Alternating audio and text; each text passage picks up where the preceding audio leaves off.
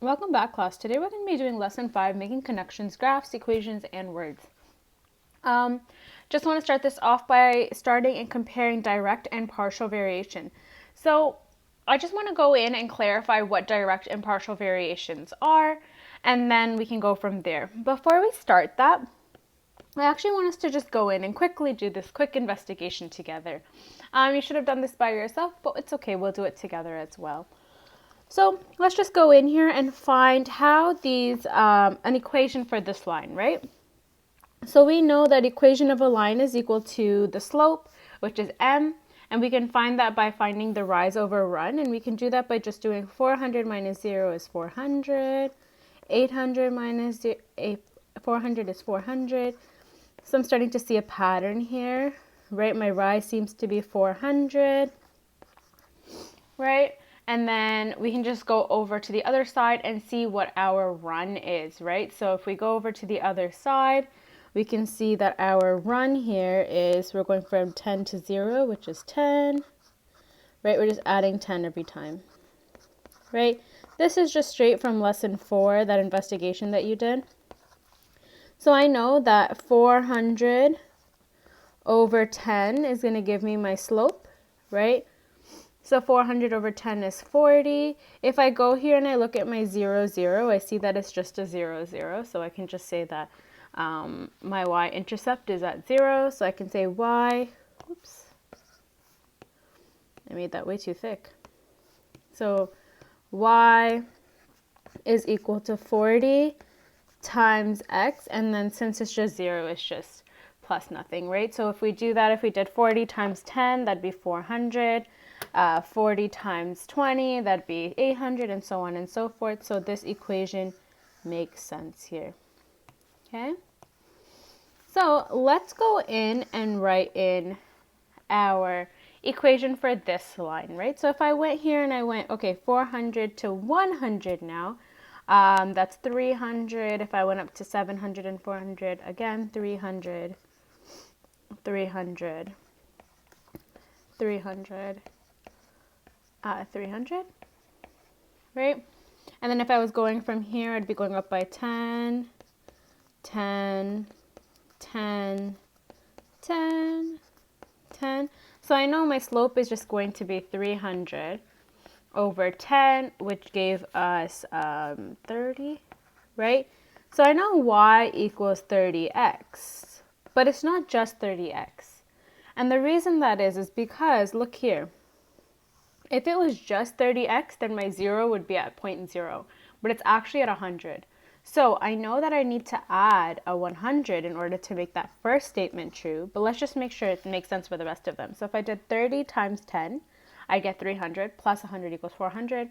30 times 20, I get 600, plus 100 equals 700. So that makes sense, right? Why I need to have that plus 100 put in there as well. So I'm just going to go in and write in some definitions here. This is a direct variation. This is a partial variation. And I'll explain why that is, right? So when you look at direct and partial variations, if I was to go in and actually plug this in, you notice that it starts at 0.00. Whereas here, it actually doesn't start at 0.00. It starts just above the origin at 0.100. Right?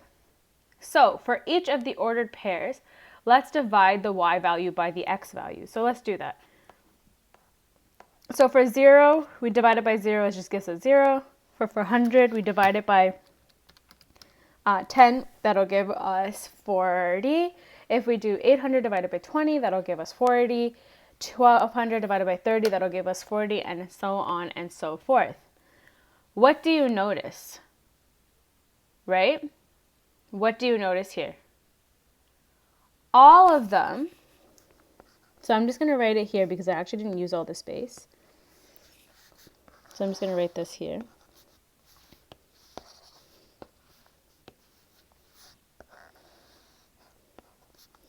For each value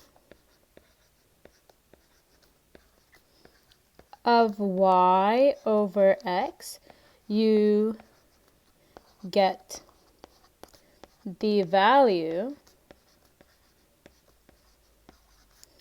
of the slope. So every time you divide the y and x's, you will get the slope, which is m, which makes sense because the slope is rise over run here. Let's try to do this with the other one. So I'm actually going to draw this out because it makes a difference. So this gets a little bit messy, so you can like draw it out by yourself or you can just watch me, right? So let's do this, 0 over 100, and then I'm just going to write difference or division here, right? So 0 divided by 100 just gives us 0, right? Anything divided by 100 will give us 0. 10 divided by, 100 divided by 0 will give us undefined. Sorry, my bad. Right, because we're doing the y over the x. And then if we did 400 divided by 10, that'll give us 40. Right, and then if I go back up here, I have 720. So if I did 700 divided by 20, I got like 35, right? Then 30, I believe, was 1,000. Right, so if I did 1,000 divided by 30, I got like 3.3333. Right, and if I kept going, it wouldn't be the same. So what do you notice? For the partial variation,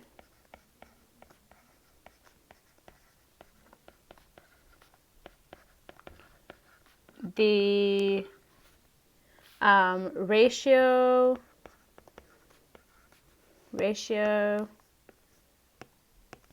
of x and y are not constant, right? Whereas with the other ones, they were constant, they gave you the slope, which makes sense because our slope is different. We need to add always, so they won't give us the same ratios because you have that addition, right?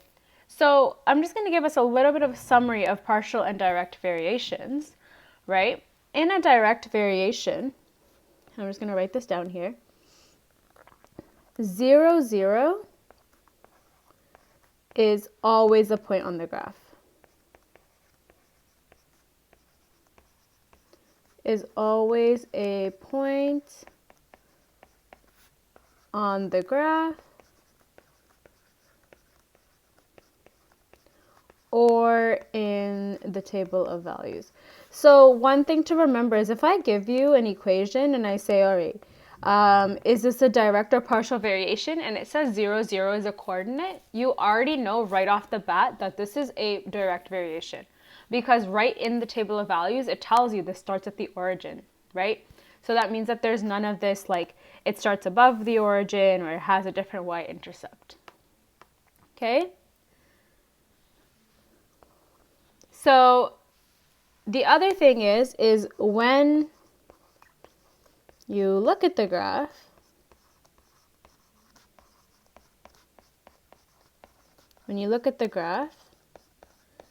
it passes through 0, 0.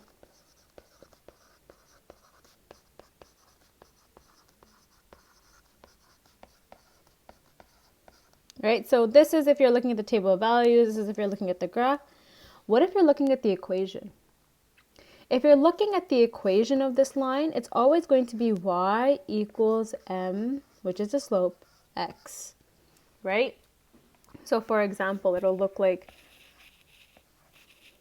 y equals 40x, or y equals x, or y equals 10x. There will never be an added number at the end, right? Because it's implied that that added number is just a 0. So you're only multiplying by the slope, right? And there's a reason for this.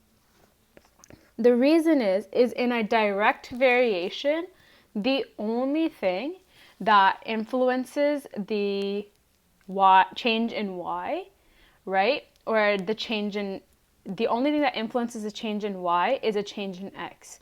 There's no starting value that makes a difference here. The only thing that will change x is a change in y. Okay, so it directly changes them.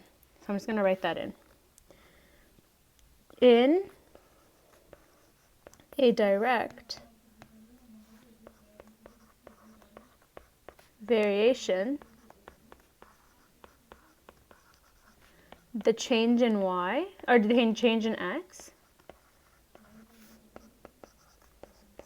directly influences the change in y.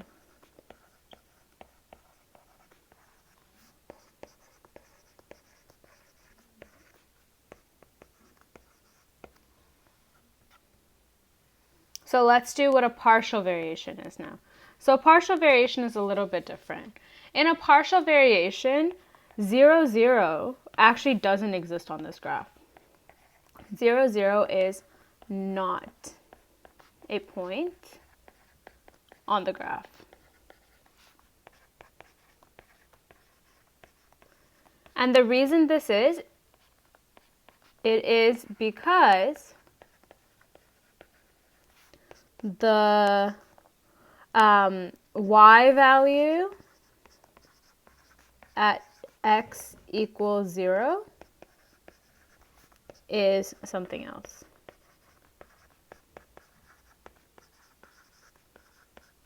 So when this graph crosses the y-intercept, it crosses at something other than 0. Okay?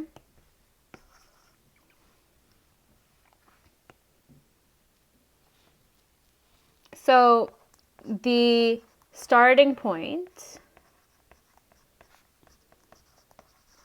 and I don't like calling it the starting point, but sometimes people see it like that, or I like calling it the y-intercept, right? Intercept is some number b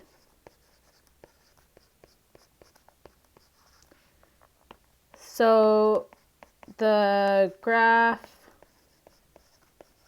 passes through x equals 0 and this b value, whatever it is, right? And we call that the y-intercept. So if you were to look at a graph of this, it would look like this.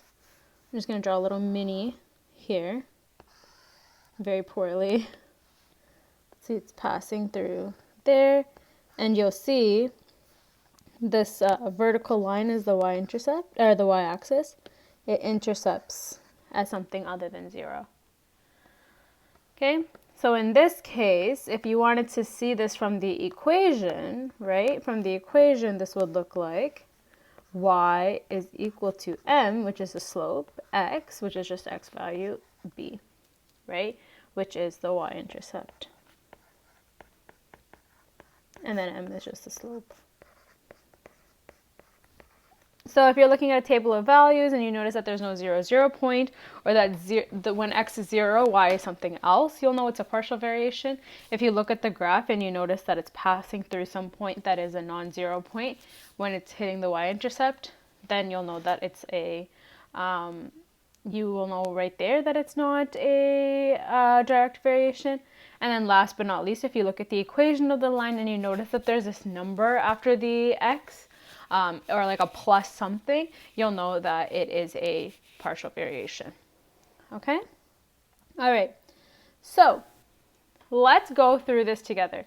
So we're going to assume that this relationship is a direct relationship, which we know is going to be y equals mx, no b, right? So let's just go find out what m is. We know m is equal to some difference in y over delta x. Right? So some difference in y over some difference in x. So let's go find a delta y and a delta x, right?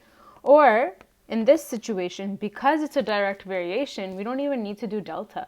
We can just do some y over some x, right? So let's find one where you have a y and an x. Right here. Right, so I have 18 over 6. I know that I can just go in and write, okay, 18 over 6. 18 over 6 is just 3. So m is equal to positive 3, right? So I know that my constant variation in this situation is going to be plus 3, and that's my slope. So if I want to know what the equation of this relationship is, I'm going to say it's going to be y equals 2mx. I know that my m is equal to 3, so it's just going to be y equals 3x. Right? There's no b involved in the situation. So let's just go in and complete the table. So 3 times 4 is equal to 12, 15, 21, 24, 27. I just plugged in the x's into this y equals 3x. Okay? And then, moving forward, let's go on to example 2. So it says, if y varies directly as x, so this means that it is a direct variation.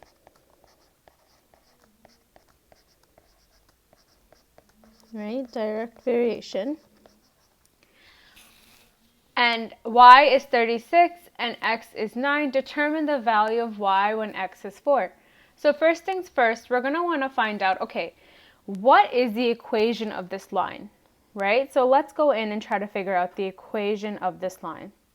So the equation of this line is going to start off with, we know it's a direct variation, so it must be y equals mx, right? So we just need to go find what m is. And we know from like before that m is just equal to y over x. Because it's a direct variation, we can do that.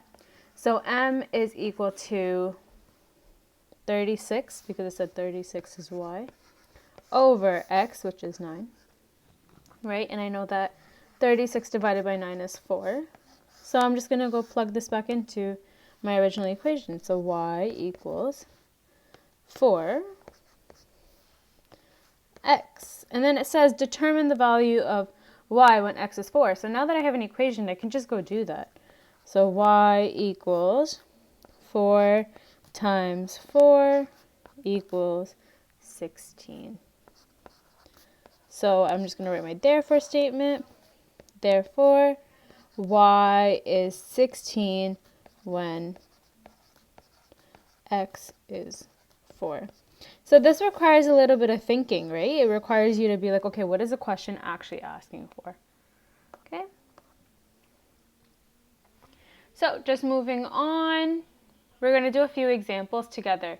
This is really just taking what we learned in Unit 3 and putting kind of words to our mathematical equations, right? So it's more of a practice in how to convert in between the two languages, right? So I want you to try doing example 3 for all of these by yourself. I'm going to walk through them in this lesson, but I actually recommend that you try doing them by yourself first and then see how I come back and do them. So pause this video, come back and look at it so that you know how to do this and see where you're making mistakes. I'll also post these solutions, so you don't even need to watch the video. You can just go back and look at your solutions and be like, am I doing these right? Yes, I am. Awesome.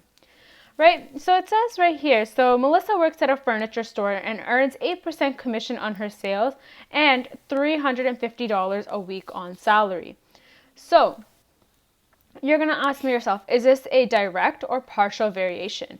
So I love these type of questions, right? If Melissa worked purely on commission, then all of her income would rely solely on commission, right?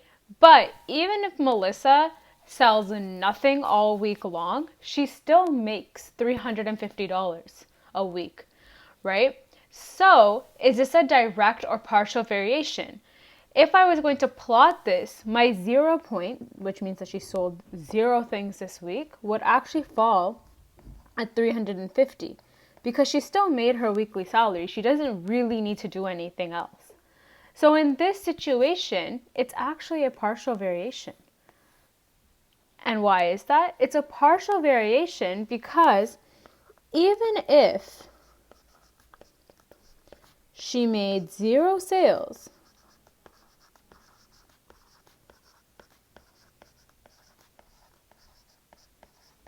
0 sales, she made money. She made $350 that week. So the graph itself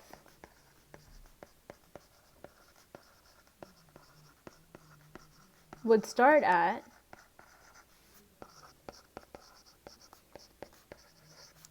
0,350, and we know that that's a partial variation, right?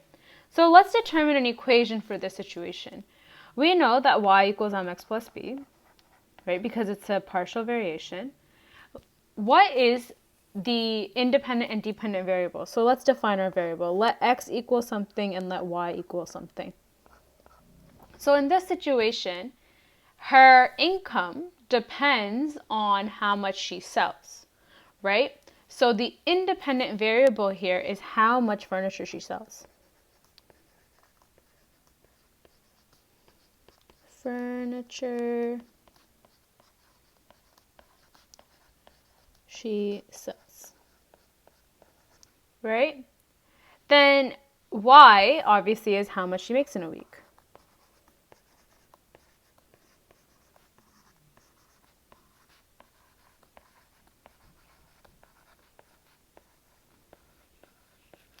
So we have y, we have x, right? What's our m value?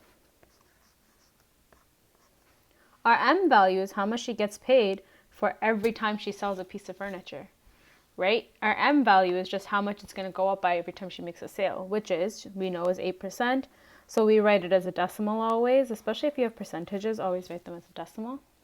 And then we need to know our b, and our b value is just how much money she makes if she made no sales, which is $350, right? Because she gets paid that anyway. So I know that my equation here is y equals 0.08 x plus 350.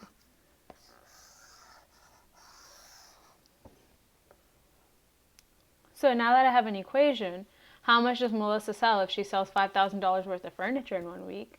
We can just put that in, right? We can say, okay, so y equals 0.08 x plus 350. I know that 5,000 is going to be my x value, so let's just plug it in. Y equals 0.08. 5,000 is how much she sold, right? Plus $350. So let's just go do that. So let's do 0.08 times 5,000, which will give us roughly 400. Not roughly, it'll give us 400. Plus 350. So 400 plus 350 is $750. So that means, and you're obviously going to write a statement, therefore, Melissa makes $750 that week.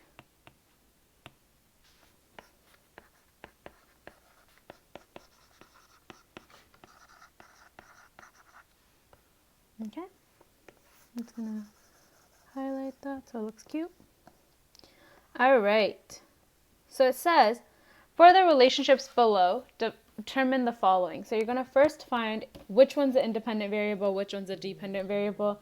Really, really important skill. Make sure you know how to do this, especially when you're doing word problems, because that's how you figure out what your x and your y actually represent, right? And then determine, be sure to define your variable using let statements. Complete a table of values.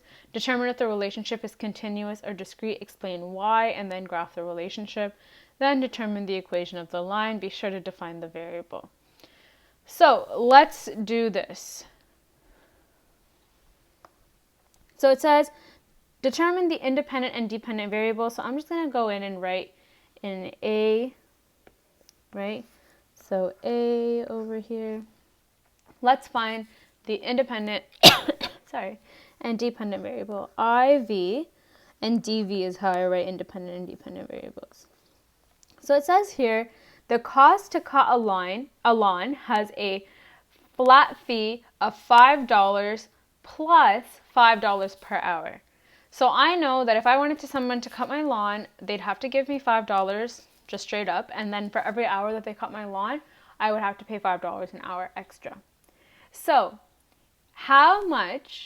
what changes? What's the variable here that's changing that determines how much money you have to pay? Yeah, the number of hours worked, right? So the number of hours that you work, it's kind of like working a job. The number of hours that you work depends how much money you will get paid, right? So the dependent variable is how much money the person will make.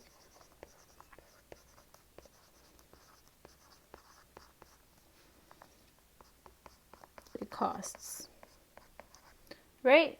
So I always like to write this as either X or Y. You can write it as dollars, whatever you want. You can write it as D and C. It doesn't really make a difference to me. So my hours is going to be my independent variable. My cost, or yeah, I'm going to write this as cost, is going to be my independent variable. And I'm just going to write in a reasonable amount of hours to work. So 1, 2, 3, 4, 5, if it's a really big lawn. So let's just go in and make our table of values, right? So if I work 0 hours, even if I work 0 hours, or even if this person works 0 hours, I have to pay them $5 because there's a flat fee, right? So the flat fee is going to be $5. So even if this person worked nothing, they assessed my lawn, and they were like, you know what, you actually don't need a lawn trim, I'm still going to pay them $5. If this person worked 1 hour, I have to pay them the $5 plus the $5 an hour, right? So it's going to be 5 plus 5, which is going to give me 10. Now, if they work 2 hours, that means that I paid them $5 an hour for 2 hours, which turns out to be 10, plus the $5 flat fee, which was $5. So 5 plus 10 is 15, right? I'm starting to notice a trend. I'm just adding 5 each time, right? So let's just do that. 20. If you notice a trend, go for it. Put it in, right? Plus 30. So let's just go in and graph our relationship. So I'm going to go here and I'm going to draw a pretty little graph. I'm actually going to use a ruler because I should. And that's the best way to do it. So go in, draw that line. Right? I'm just drawing it a little bit over to that side because I had actually written on this side.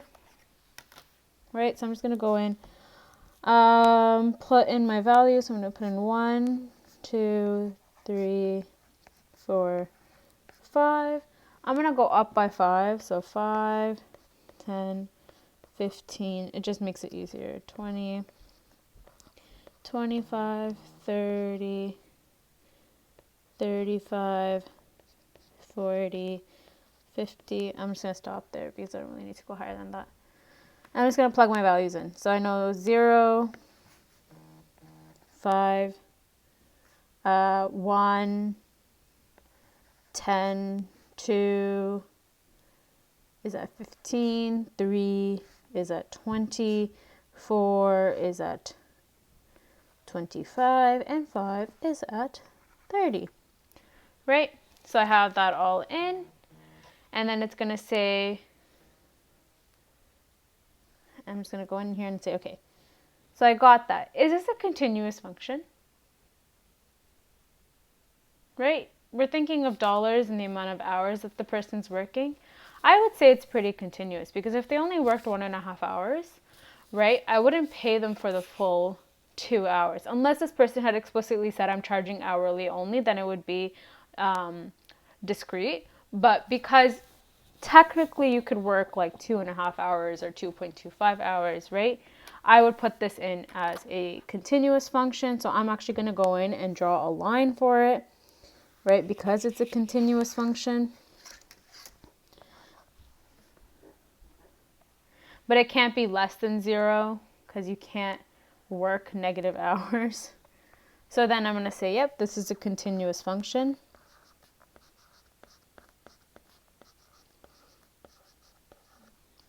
And then I'm just going to say, okay, D says to graph the relationship, which we did. And then E says determine the equation of the line. So I know it's going to be y equals mx plus b. I know that my m is just going to be any y value divided by the it's going to be what's it going up by, right? So let's go in here and see that. It's going up by 5, 5, 5. It's going up by 1s here, right? So it's going to be 5 over 1, which is just 5. So 5x plus b, which is also 5, right? Because I'm charging $5 per hour, and then there's a $5 flat fee. So my equation of my line is going to be y equals 5x plus 5. So try doing that for all of them. I will post the solutions. I think it's not worth your time for me to sit here and explain doing everything that we did again, just for you to watch it again. If you're confused, that's okay. Just ask questions. But I think this is a good place to end off this video, and then you can just go through and look at the solutions for these ones, which I promise I will post. Okay? Have a great day.